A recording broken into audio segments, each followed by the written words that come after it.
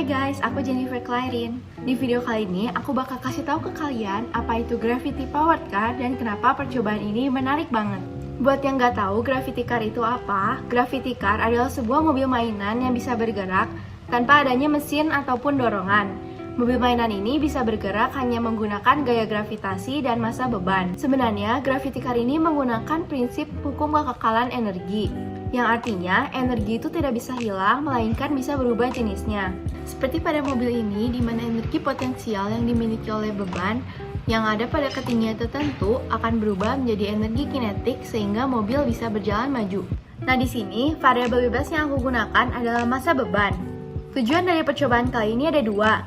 Yang pertama, mengetahui apakah massa beban itu dapat mempengaruhi nilai dari efisiensi. Dan yang kedua, jika massa beban mempengaruhi nilai dari efisiensi, yang manakah dari massa beban tersebut yang memiliki nilai efisiensi tertinggi? Oh iya, sebelum ke percobaannya, kita lihat dulu yuk bahan-bahannya. Untuk membuat grafik car, kalian bisa menggunakan bahan apa saja. Di sini aku menggunakan CD bekas, sumpit, tutup botol, bolpen, stik ice cream, sedotan, karton, dan botol Yakult.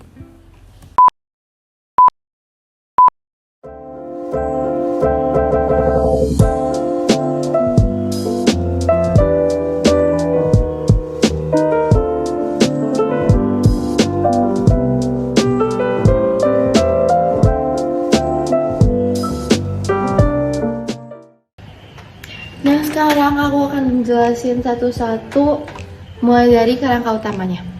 Jadi kerangka utamanya ini terbuat dari karton yang sudah dipotong sama besar bagian sini, bagian kiri, dan bagian kanannya untuk membuat mobilnya menjadi seimbang. Selain itu terdapat dua macam poros roda. Isi bolpennya ini menempel dengan tutup botol dan CD, sedangkan badan bolpennya menempel pada rangka utama. Dengan susunan seperti itu, roda akan bisa bergerak. Sedangkan untuk roda bagian belakang kebalikannya, yaitu isi bolpennya menempel pada rangka, sedangkan badan bolpennya menempel pada tutup botol dan CD. Di tengahnya juga terdapat stik ice cream yang nantinya berguna sebagai pengait untuk benang agar bisa menghubungkan poros roda belakang dengan katrol. Pertama, terdapat dua buah sumpit menjadi penyangga, dan juga ada sebuah sumpit dan sedotan yang akan menjaga mobilnya agar tetap seimbang dan kokoh. Untuk katrolnya menggunakan sebuah sumpit dan botol Yakult. Untuk lintasannya saya menggunakan lantai yang sudah diberi jarak setiap 0,6 meter sampai 5,4 meter. Tujuannya untuk memudahkan kita saat mengolah datanya nanti. Percobaan kali ini akan dilakukan dengan 3 variasi massa beban. Yang pertama ada koin dengan massa 64 gram, yang kedua 78 gram, dan yang ketiga 88 gram. Oke, sekarang aku akan melakukan percobaan untuk ketiga beban tersebut.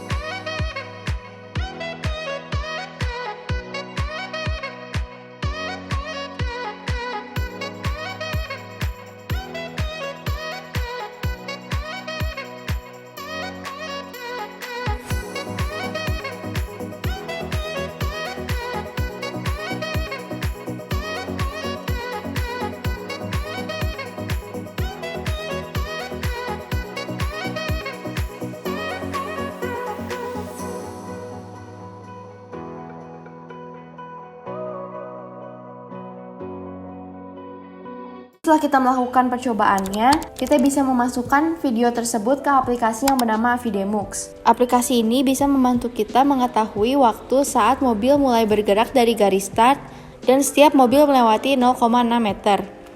Seperti ini. Nah, kita di sini mobil sudah melewati garis start. Kita akan mencatat datanya dan memasukkannya ke Microsoft Excel. Setelah itu, kita mendapatkan lagi data saat mobil sudah melewati jarak 0,6 meter. Seterusnya sampai mobil benar-benar berhenti. Selain itu juga kita perlu mengambil data saat bebannya jatuh. Nah, ini adalah tampilan jika kita sudah memasukkan semua data ke dalam Microsoft Excel. Maksud dari tab video di sini adalah waktu sesaat sebelum mobil berjalan. Jadi misalnya di sini tab videonya adalah 1,754. Artinya, mobil baru berjalan setelah video di play selama 1,754 detik. Jadi untuk mengetahui waktu tempuh dari garis start atau 0 meter sampai 0,6 meter, kita harus mengurangi 4,129 dengan 1,754 dan akan dihasilkan waktu segini. Nah, di sini ada dua warna yang berbeda, yaitu untuk menandakan saat dimana mobil melakukan percepatan dan perlambatan. Percepatan ini dimulai saat mobil melewati garis start sampai beban sudah menyentuh lantai. Sedangkan perlambatannya dimulai saat beban sudah menyentuh permukaan lantai sampai mobil benar-benar berhenti. Dari data-data sebelumnya, bisa mendapatkan grafik jarak terhadap waktu untuk percobaan 64 gram. Untuk percobaan 78 gram. Dan yang terakhir percobaan 88 gram. Di sini sebagai contohnya, aku akan menggunakan grafik jarak terhadap waktu untuk masa 64 gram percobaan pertama. Nah, bisa dilihat kita mendapatkan equation atau persamaan sebagai berikut untuk percepatannya dan ini untuk perlambatannya. Nah, sebenarnya bentuk dari persamaan ini itu sama dengan bentuk dari persamaan GLBB, yaitu S sama dengan V0 kali T tambah setengah AT kuadrat.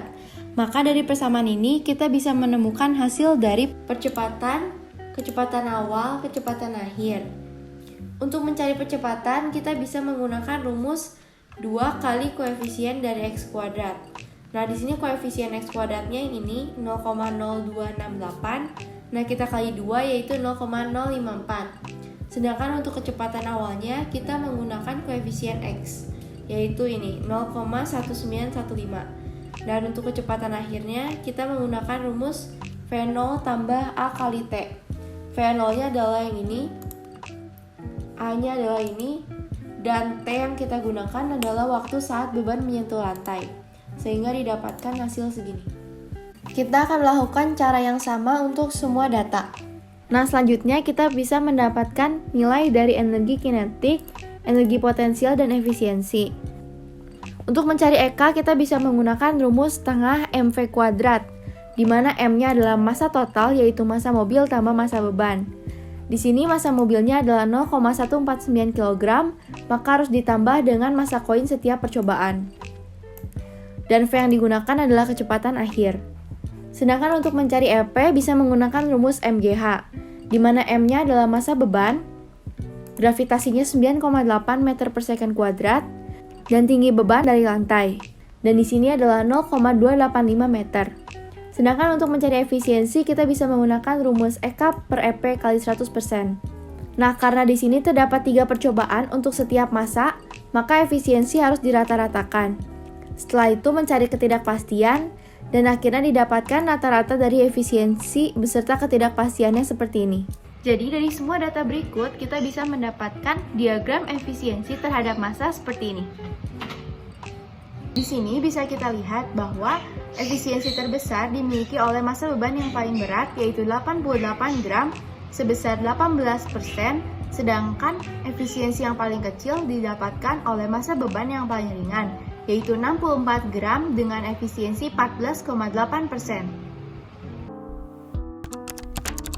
Jadi kesimpulan yang bisa didapatkan ada 2 juga.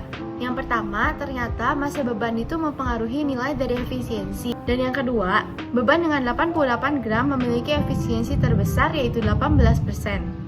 Nah, yang tadi kan masih kecil. Kita bisa mendapatkan efisiensi yang lebih besar lagi kalau melakukan percobaannya dengan massa beban yang lebih berat. Kalau masih ada yang penasaran, langsung aja dicoba ya. Oke guys, gitu aja videoku kali ini. Thank you for watching. Bye-bye.